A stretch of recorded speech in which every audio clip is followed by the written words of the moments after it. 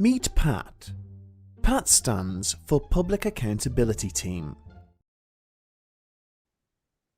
Hello. Hello, Lance. Hello, mate. How you doing? I'm okay. We haven't Good. been on here for a while. We've been a bit busy, haven't we? hmm We've been back at Colchester again Yeah, because last that's the sort of Wednesday. people we are.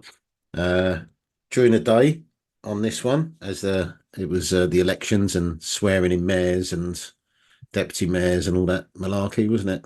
Yeah, they all had. I mean, basically, it wouldn't have looked out of touch with a sort of 4-year-old fancy dress party. It was quite fun. But anyway, Not saying a word.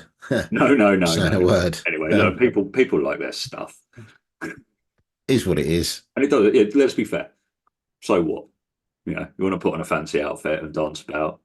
Listen, each to Yeah, their what are you going own. to say otherwise? Some Each. people like to take off their fancy outfits, fits and dance about, but the less we say of that, the better, I think. Right, David. Dave. Moving on swiftly. David Cherylambus came up with us, and we've been doing some work with him. hmm So, should we just get into David? What David was going to say, because this is a three-part video hmm series, and we're going to start with David, then we're going to move on to me, and then we're going to move on to you, and you finish. But hmm in this video, we're just gonna watch David, and it's only less than 3 minutes. Let me just share As, my as it screen. must be. Fair enough. 25 years I've been studying psychology and behavioral science. One of the many fascinating things I've witnessed is a deeper understanding of what causes problems that we face in our day-to-day lives. I've spoken with hundreds of experts around the world for the last 4 years, experts who express their views without coercion or financial reward. And I want to share a couple of really important points that affect every single person in this room today. On March the 13th, 1964, Kitty Genovese, a 28-year-old bar manager, was returning home from work. A man known as Winston Moseley murdered her. The astonishing thing was that 38 people witnessed this. Not one of them called the police. This is known as the bystander effect. People often assume that someone else is going to do what needs to be done. Are we assuming the governing bodies in this country will govern and regulate, as they have done with asbestos, DDT, and currently the tainted blood scandal? The same governing bodies that are now funded by those they are supposed to govern. This has been shown to have little to no effect on governing principles. We cannot afford to be bystanders and think someone else is doing it because they are not. And most people will think that they're just following orders.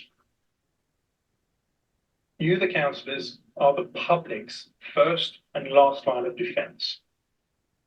We cannot afford for you to be bystanders. We are asking that we cannot rely on the information we're being provided without due diligence. So when investigating climate data, you may find that much of it is actually like a house built on sand, with the same structural integrity. This 97% consensus of scientists is far from a consensus. But we say science cannot be wrong.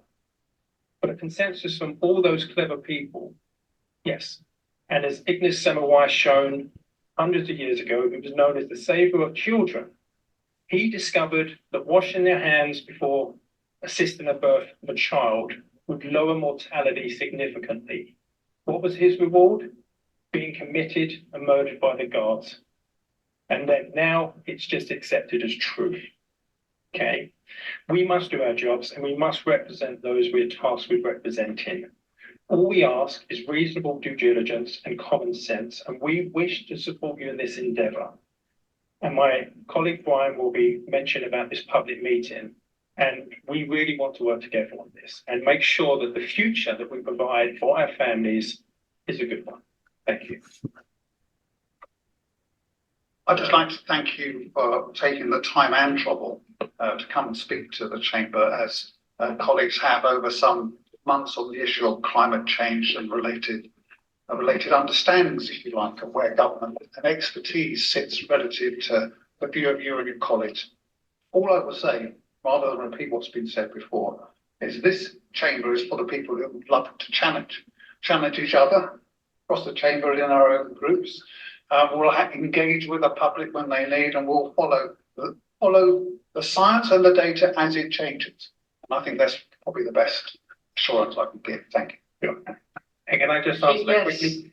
So it's fair to say that if we question the science and the science is not based on scientific principles, then that science will not be followed.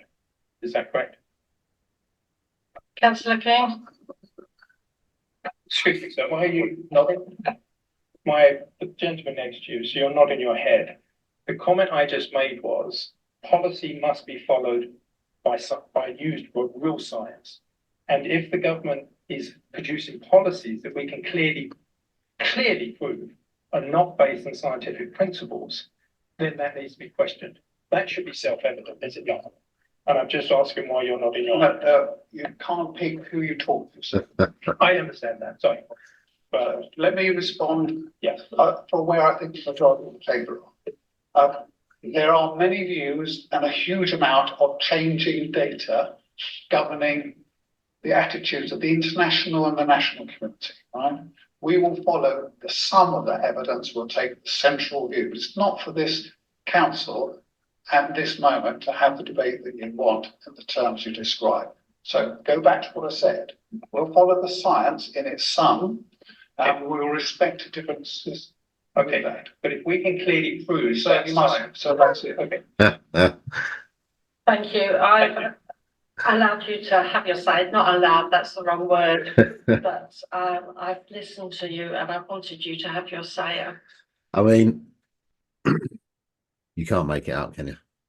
You know, I mean, David's approach, and this is something that we're working with him, and we're trying to adopt many of his methodologies. Was I mean, genuine. It was an inclusive call for them to, for us to assist them. Now, what's hilarious, really, I mean, and he was right. As soon as he basically came back in his reply to David, who I don't think has much of an ability to talk straight, was, if we can clearly evidence that the evidence itself is based upon non-scientific principles, i.e. what we pretty much know is just nonsense, would you then agree that you wouldn't necessarily follow it? And the guy, you can see him beside David, goes like this, so you've got an interesting dissonance there. I mean, he does say self-evident. Isn't it self-evident that if you can demonstrably show something to be nonsense, you won't follow it? And so that is a simple, well, yeah, of course. What was really going on there was the idea of challenge had come up in that guy's mind. The idea that you can challenge what he's being told is not necessarily true. And that was what he was probably shaking his head to, the idea that he himself was being lied to. It's quite an interesting one. I mean, you could probably dig around in what was really going on there with David. But what was there not to be agreeable to there? I mean, the problem we've got, and this is something we're open about, and we understand it, is that we've been trying to push for the climate emergency meeting just to evidence the basis upon the declaration. They've given us nothing to date. They just keep talking and talking and talking, but they never demonstrate anything. So there's a degree of frustrations on all sides, and then in the final analysis, they've got, and this is the problem we've got, is they've got there's nothing to compel them to participate. No. Except for the call to the public good, which they are meant to be serving. Yeah. And they can't, there seems to be a real tough nut to crack there, because they clearly know in their hearts they're not really serving the public. Because otherwise this is a no-brainer for everyone. It's just like, come on, the public are not convinced, you need to come and convince us properly. And they know that they can't, because they know they've done wrong. That would be my my kind of, that where we've got a problem there. Why they've acted with no evidential basis. They're acting beyond their authority to do things. They know all of this, and so whenever the public do come to come to them and say, "Come on, let's thrash this one out a little bit more." They're like, "Oh no." Anyway, Well, look, okay, look, in the next video, we'll talk about, you know, what we're going to do, what we've invited them to, but I'm interested to know what his the sum of the science means. What does the sum of the science actually mean? Because I've yeah, never well, heard that phrase. the problem, this is one of the huge problems with this public engagement model, which we will talk about in part 3, that they are now changing, is that it's a 3-minute opportunity for you to say something, a rejoinder from whoever decides to talk back to you, and then a 1-minute right of reply. That 1-minute right of reply, if we were to really take apart all of the words coming out of David's reply, that could take hours to actually unpick the nonsense that he said. I mean, some of the science. That's you know, like you said, very well. What What is does it that? mean? I'd really like to drill down on that at some Sounds point with him. interesting. Yeah. But maybe we should go back. well, yeah. I mean, I just remembered for a second when I was in the corridor just before the meeting took place, he actually walked past me. I stared at him in the face, and he blatantly stared away from me. He didn't even look at me. He didn't even acknowledge me. Be nice just to say hello, David. Hello, Brian.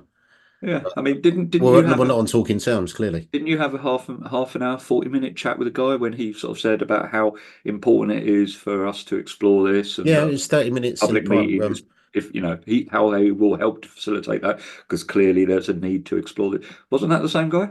Yeah, it was exactly the same guy. Yeah, there was 3 of us. I was one of the 3. Strange. So And it's not like you're not an unknown to him. he knows me by my first name. So what you're suggesting here is that there's a basic lack of civility as well. It was non-existent. I mean, there's no way that you could miss me in the corridor, and I was the only one standing there. As he approached, it was this. I'm standing over there. So, and I thought that's really rude. No, it's just not civil. You know, I mean, most people, even if they don't know people, generally tend to take them within their orbit, and they acknowledge presence. Just so a little obviously nod. your presence has become quite an alarm for him then, clearly. I don't know. You know, we're just asking questions. Yeah. We're just asking questions. Yeah, and albeit one of the other councillors, now the deputy mayor, stops me, recognises me, so he thinks, shakes my hand. We have a little chat. Nothing important. But I think he got me mixed up with somebody else, but I don't know. Anyway, but he still said hello to me. He didn't have to. Anyway, David, you're in a public beating. It was a bit. You're in a public meeting, and you're in the corridors, and they're all elected representatives, and you know, being civil, saying hello. You know, you don't have to. Personally, you don't have to shake my hand and have a chat, especially if you don't know the hell I am. But hello, Brian. You know, hello, David. Nice. Yeah, hello. Yeah, move along. We'll get on with the business of talking to one another inside. Yeah. You know? Yeah. Anyway, mad. No. Meet Pat. Pat stands for Public Accountability Team.